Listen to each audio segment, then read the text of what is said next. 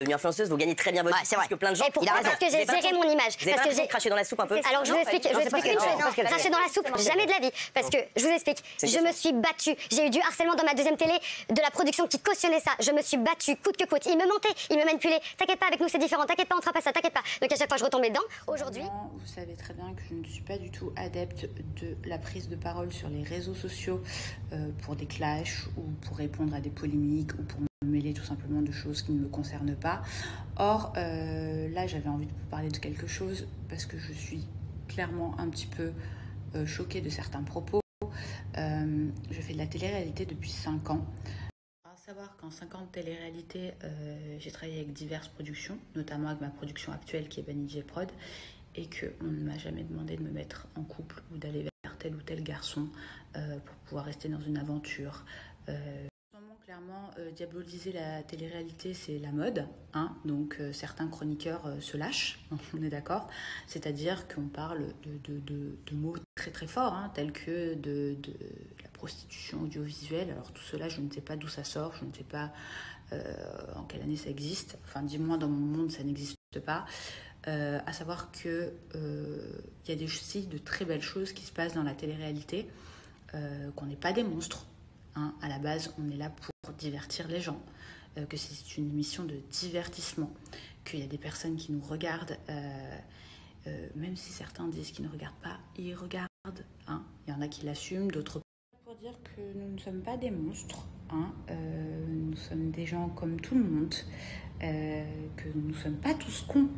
Ça, c'est comme dans la vraie vie, hein, des cons, il y en a partout. Stop de généraliser, stop de préjugés. Il y a aussi plein de belles choses dans la télé-réalité. Il y a des bonnes, il y a des mauvaises personnes, comme dans la vraie vie. Voilà.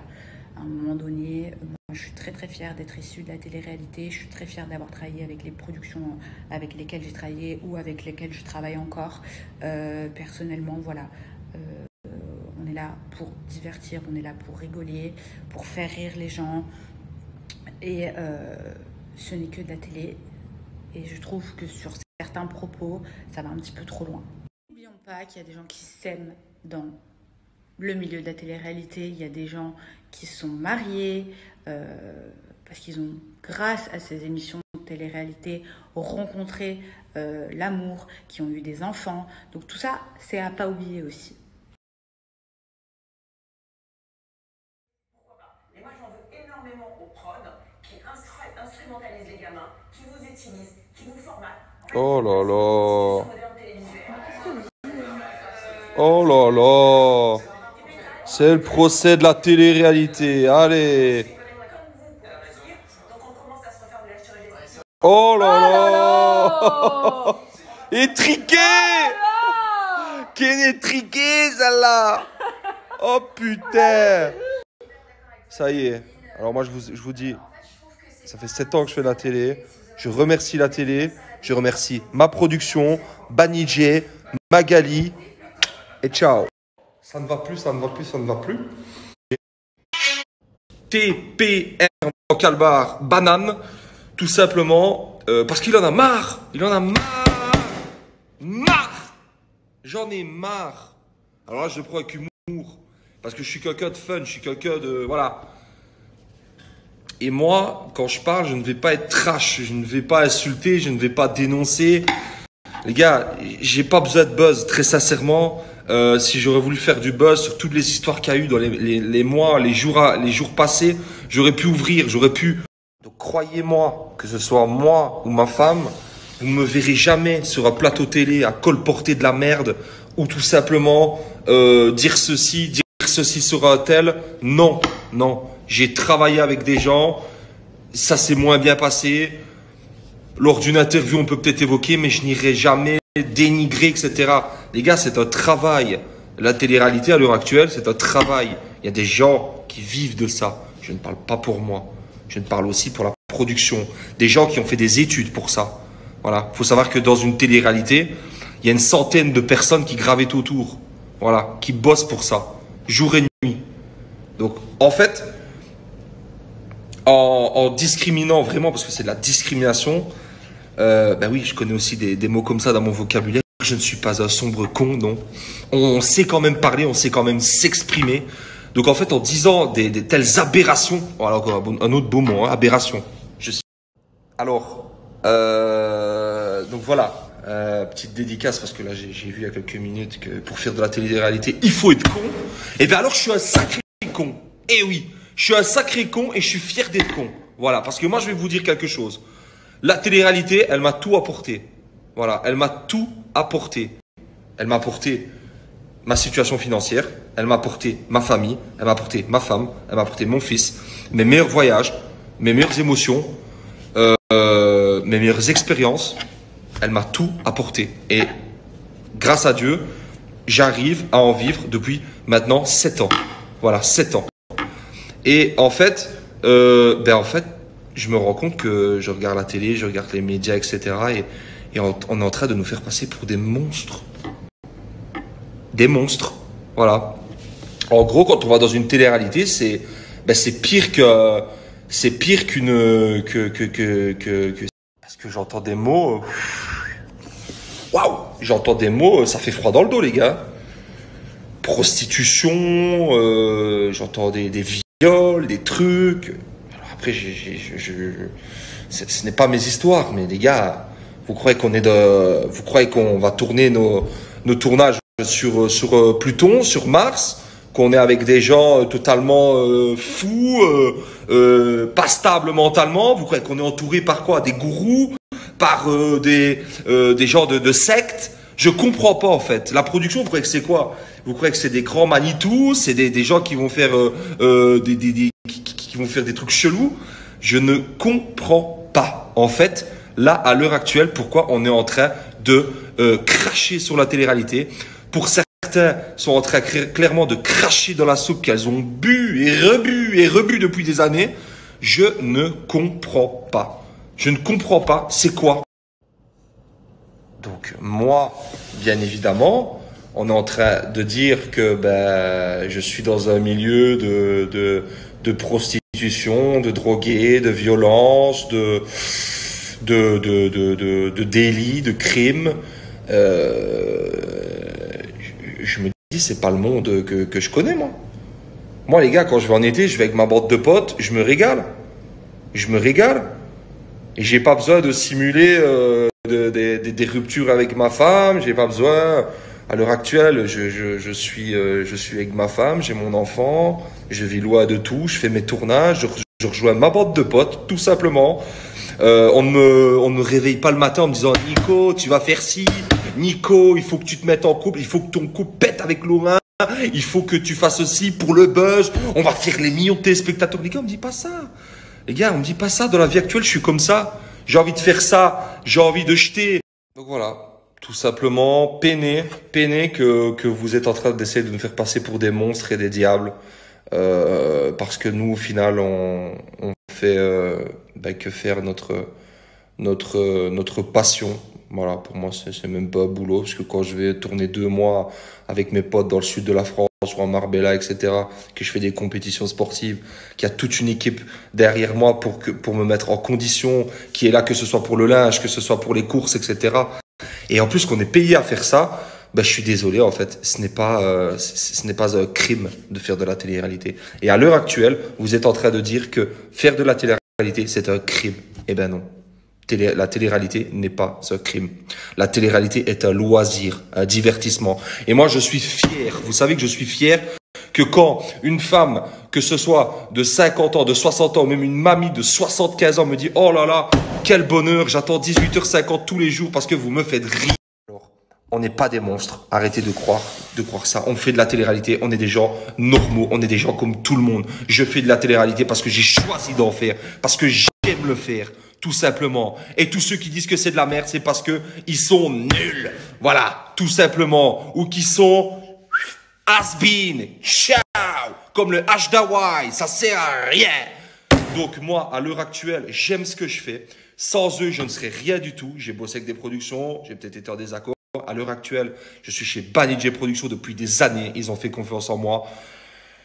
Tout simplement, grâce à eux, je peux dire que j'ai eu ma famille, j'ai eu ma femme, j'ai eu mon enfant. Je bosse avec eux, je vis avec eux aussi, que ce soit les ingénieurs du son, les cadreurs, les nounous, les journalistes. Je connais leurs défauts, leurs qualités, leurs enfants, Je reconnais tous deux, je connais leur vie. Parce que, voilà, on est une grande famille. On est une grande famille, tout simplement. Voilà, parce que je peux pas laisser dire des trucs comme ça. Je peux pas laisser dire des trucs comme ça. Donc moi, Nicolas Lozina va venir me trouver, me dire, oh Nico, écoute, ça serait bien que tu fasses ci, ça serait bien que tu rompes avec ci, ça serait bien que tu ailles mettre une main dans la gueule à lui. Mais jamais de la vie, vous êtes malade ou quoi? Je fais ce que j'ai envie. Le matin, quand vous me voyez me faire des œufs, du bacon avec des toasts grillés, parce que j'ai envie de le faire. Et si j'ai pas envie de parler à un tel, ben je lui parle pas. Voilà, et j'attends l'épreuve sportive.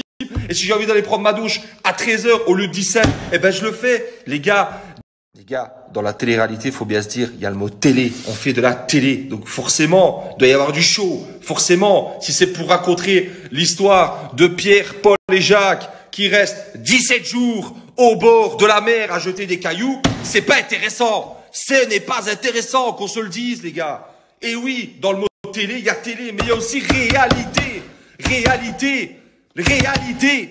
À l'heure actuelle, c'est une réalité. Je suis heureux, j'ai ma famille, j'ai mon enfant, parce que c'est grâce à la télé-réalité. Et oui, et merci Florence Fayard, merci Benjamin Diazy, merci Cécile Martoun, merci Gigi, merci tout le monde, les gars. Tout le monde, voilà. Et merci aussi à mon agent, Magali.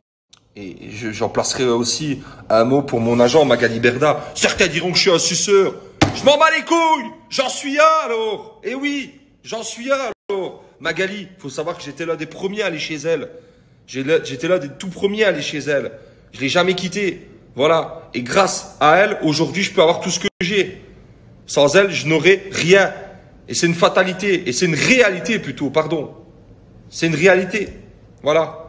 Elle m'a vu gamin, elle m'a vu bébé, elle m'a vu bête, elle m'a sorti des projets. Sans elle, je n'aurais rien. Et c'est une fatalité. Et c'est une réalité plutôt, pardon. C'est une réalité. Voilà. Elle m'a vu gamin, elle m'a vu bébé, elle m'a vu bête, elle m'a sorti des plus grandes merdes. Et grâce à elle, je suis devenu un homme, j'ai une famille.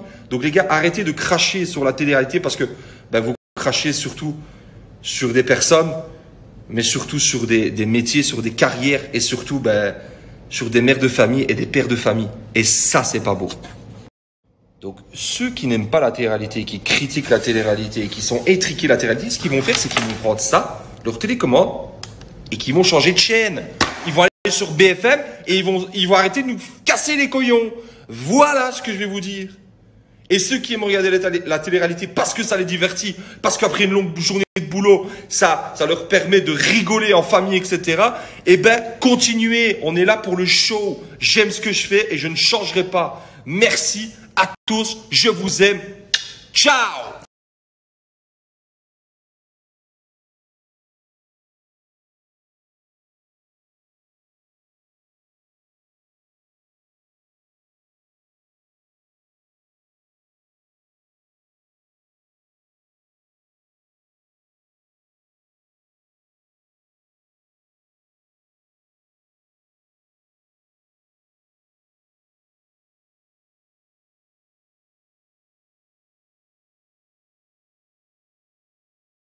Là, par contre, je tiens à dire, il raconte beaucoup de conneries.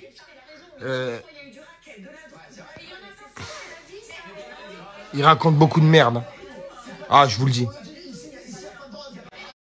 Parce que vous gagnez beaucoup d'argent. Moi, je me demande, en revanche, dans quelques temps, quand il n'y aura plus du tout la télé-réalité, tous ces gens-là, en fait, ils vont être cramés. Qu'est-ce que vous allez devenir? Il y aura toujours la télé-réalité. On parle de télé-réalité, il y en a, ils connaissent même pas un quart de la télé-réalité, c'est dommage. Ils te demandent ce que tu vas faire dans 10 ans, mais on fait le même boulot presque, tu vois. Sauf que tu es sur un plateau télé, mais qu'est-ce que tu feras dans 10 ans? Toi, t'as construit quoi?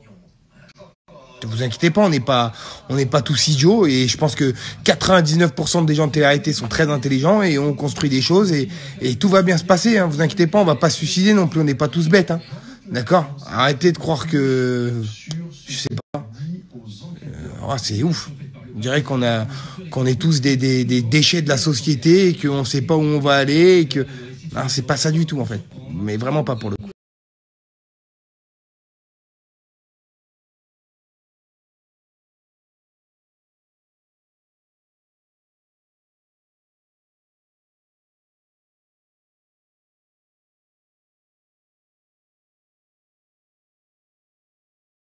vois des trucs de ouf sur les réseaux. Je vois des gens, ils critiquent la télé comme ça. Je me dis, mais wesh, comment tu peux cracher dans la soupe comme ça? On t'a donné un emploi, frère. On t'a donné du taf, on t'a donné une notoriété, on t'a donné du pouvoir. Et comment tu peux critiquer derrière?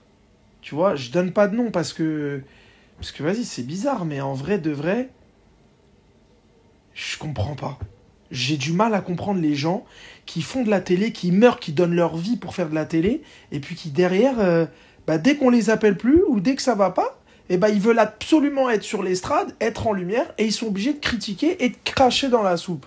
Mais en vrai de vrai, mais les gars, mais oubliez pas d'où vous venez, oubliez pas que sans la télé, vous auriez pas pu réaliser le quart de vos projets, tu vois.